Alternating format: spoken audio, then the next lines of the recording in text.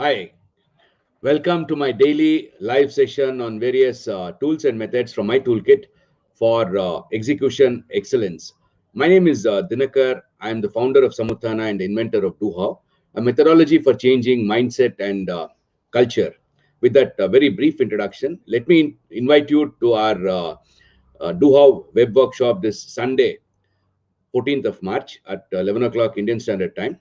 To register for the web workshop, DoHo web workshop on career development, please visit my website, dinakar.murthy.com, and then you can register and please participate on Sunday. Thanks a lot for that brief introduction. And now, with that, let me directly jump into the recap of what I spoke yesterday, which was about the review panel. I spoke about the review panel, which is one of the key tools or strategies which I have in my toolkit for ensuring that there is a kind of a balanced assessment of the current reality of any topic or any situation, and then to really come up with measures and steering actions for achieving the goal.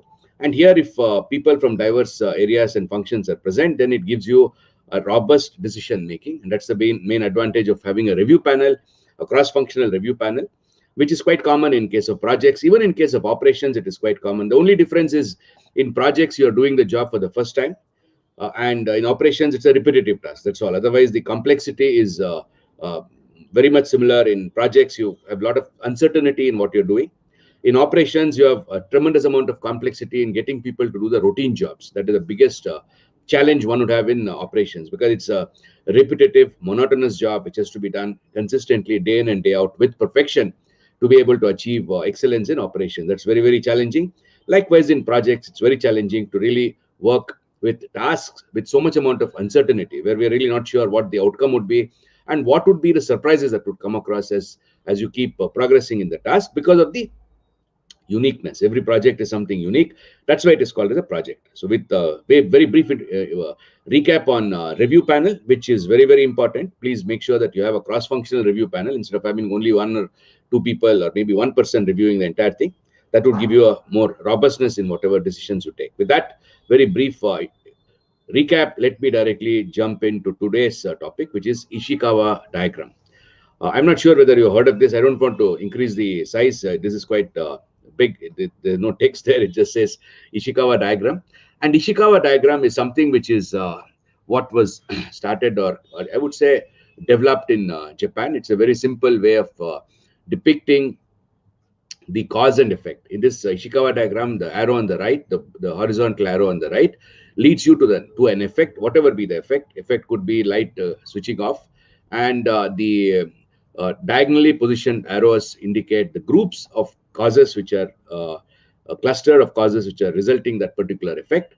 Lights going off or current failing, one cause could be that there was a natural disaster, in the sense there was maybe a huge rain or a tornado or a cyclone, or the voltage fluctuation was there, could be another cause. The other cause could be overload somewhere which tripped the circuit breaker.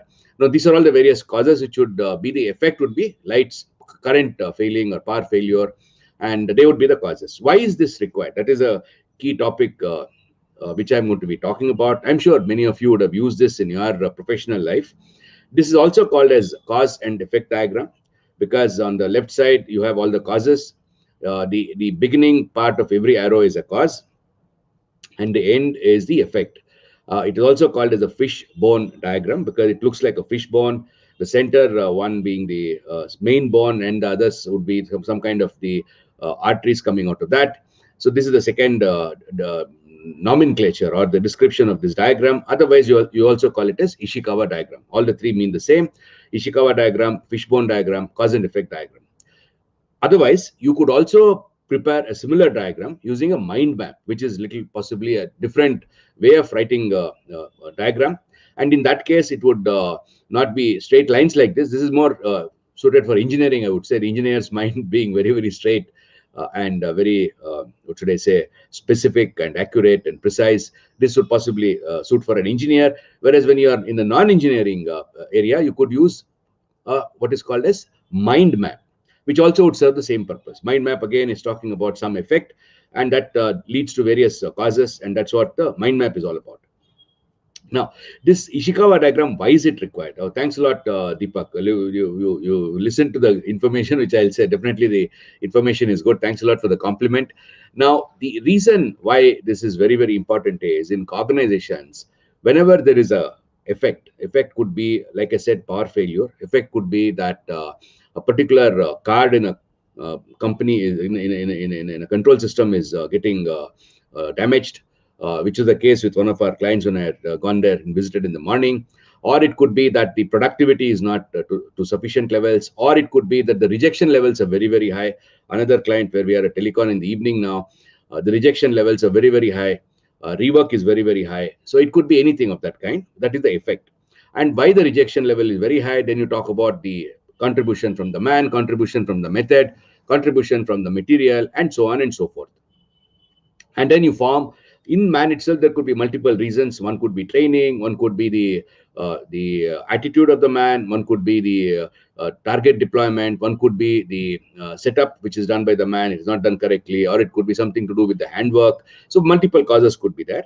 Similarly, in the case of method, it could be the way the particular operation has to be processed in manufacturing, or in the case of the power failure, one of the what should I say, arteries here could be the natural calamities, could be cyclone, could be huge wind, anything of that kind. In fact, recently my daughter who stays in America had a outage because of wind.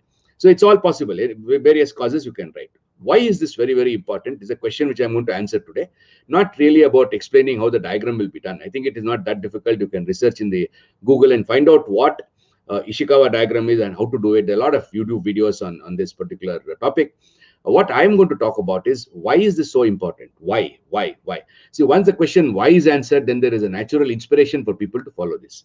See, in companies, normally teams are always there. It's not an individual effort at all. Any company has a team, and the team has people from diverse backgrounds. Diverse backgrounds means each one have got their own way of analyzing the problem, their own way of conclusion as to what the cause is. Normally, each person would have identified the cause and then defined that is the cause, that is the only cause. Because as far as he or she is concerned, that is the only cause that he can see, because that is what his subconscious has driven him to see because of our upbringing. That's what something I've been talking about and spoke about some time back when I mentioned about the mindset, when I addressed about mindset. And therefore, because of that background, each one come up with a different background and different subconscious predictions. Therefore, each one will come up with a different cause. Now, in a team, when each one is talking about a different cause and nobody knows as to what is the main cause, because many a times, though the what should I say, ideal situation is that for a problem, for an effect, only one cause is there, which is the root cause. In my experience, I would say that yes, definitely root cause is something which is the main cause, I would say, not the root cause, the main cause. But along with that, there are a lot of other things also which will impact the effect. So it's important to understand which which are all the main causes, the root cause, and then try to correct it. And to do that, if you can visualize all the causes which affect a particular problem on a diagram of this kind, then it becomes easy to discuss. That's the only advantage. There is no other magic in this. Once you put everything on the board, then after that, it's very simple for each of the cause.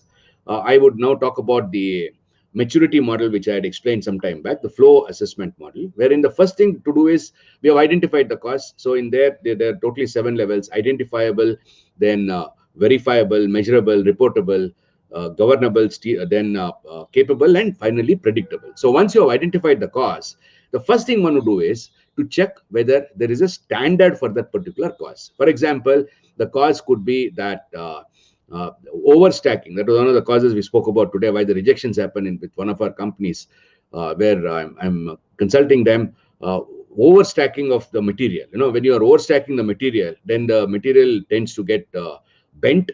And in one case, because of the overstacking of the material, the speed of the conveyor drops. And because of the speed of the conveyor dropping, the material movement will not be uniform. And therefore, the materials on the conveyor belt hit against each other and dents are created. Dents and damages, and they result into a rejection. Now, let us say that is the cause which we have identified. That means the overstacking of materials on the conveyor belt. Now, the question is, do you have a standard which says how much material can be stacked on the conveyor belt? That is the first question one has to ask.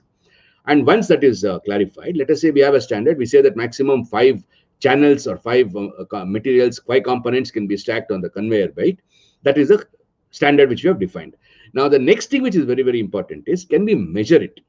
Of course, we can measure it. We can count it. It's not difficult at all, right? You can count it. So first was to define that there is a cause, which is the identification of the cause, which was the stacking of material on the conveyor belt. Second was to create a standard to say that only 5 components are allowed to be stacked on the conveyor. Next to ask is whether you can measure it.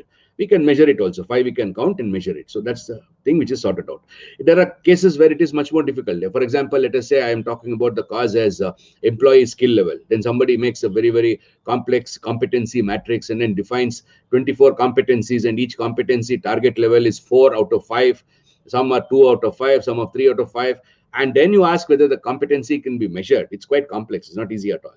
So there maybe one should say that, okay, we take the employee and give them a test once in 15 days or once in a month or once in a quarter to measure where do they stand. That is also possible. So measurement is the next topic. And after the measurement is done, the next one, which is extremely important in the Indian context, especially mostly forgotten, is to ask whether you are reporting the measurements, whatever you are doing, on a regular basis and making sure that it is getting visualized.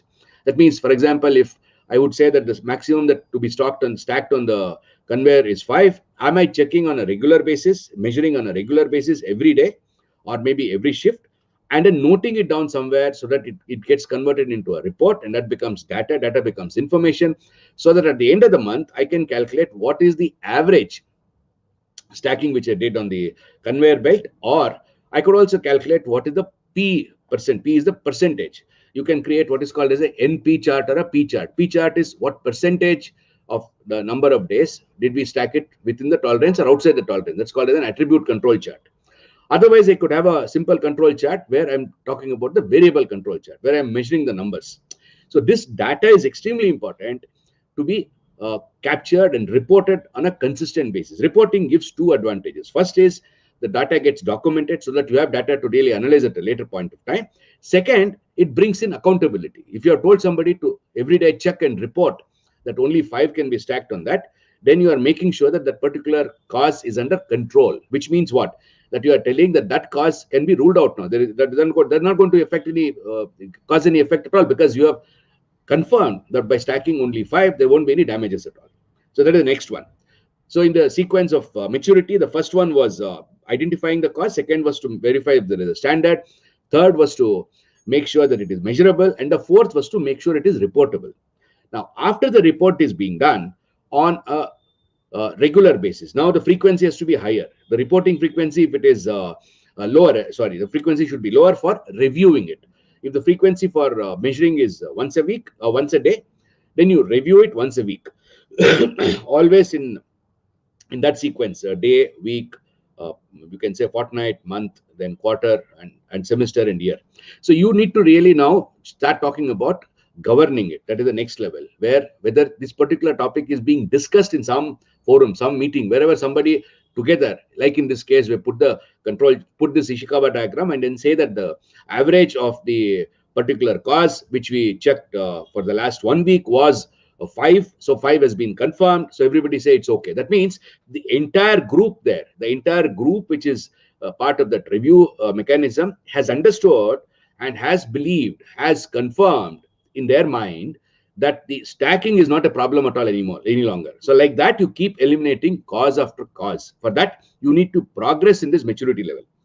Identification, verification, then after that, whether it is being measured, then after that, whether it is being reported, then whether it is being discussed. That is the governing. Governing means what? You are coming to a discussion, and if there is a deviation, how do you go about correcting the deviation? The next one is to talk about capability.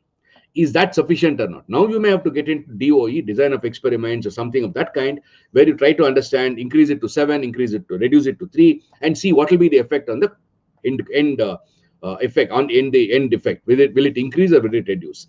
And when it doesn't reduce, then you know that the capability is established. At 5, I am 100% sure that there won't be any defect coming at all. And in fact, you can calculate the capability also if you want, and find out what Six Sigma level will that come to. That is the next level, which is to make sure it is capable.